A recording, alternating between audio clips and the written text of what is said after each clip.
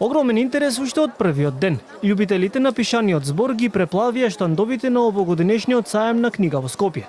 Храна за душата, спој помеѓу небото и земјата и поврзување на народите преку пишаниот збор.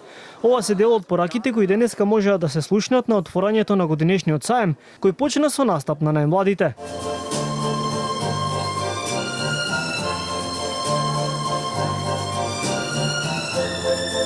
Председателката Силјановска Давкова посака да расте бројот на читатели. Во ера на некултурен надпревар на народите, ова е обид за културен надпревар на народите. Веројатно јас сум една од ретките која на свадба им подарува книги на младенците. Им пишувам: ако политиката е уметност на можното, бракот е уметност на неможното, но вреди да пробате да бидете уметници. Покрај министерот за култура Љутков, кој каже дека книгата е духовен дом, гостин на овој настан беше и неговиот српски колега Селаковиќ, кој оцени дека ваквите настани се мост помеѓу различните народи. Денес, кога листаме страници испишани на јазикот на нашите мајки и дедовци, ние чувствуваме не само нивната борба, туку и нашата иднина, и дека нема иднина без јазик, а нема ниту јазик што обстојува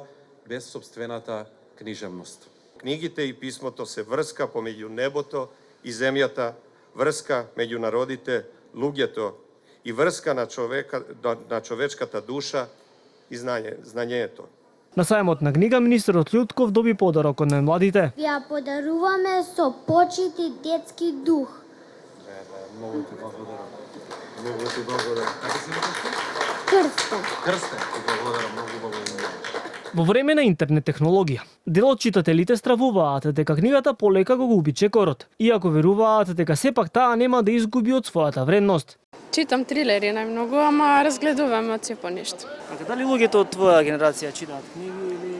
Па, поредко. Јас на мојот син од мал му купував книги, уште не почна ни да чита, јас му купував книги, му читав јас, сега и он сака да чита. Очекуваме ова година да биде за нијанса подобра од претходната, иако можам да кажам дека претходната година помина одлично. Љубителите на пишаниот збор можат да пронајдат дела од своите умилени жанрови, а можноста за тоа останува се до 14 мај, до кога ќе трае годинешниот саем на книга.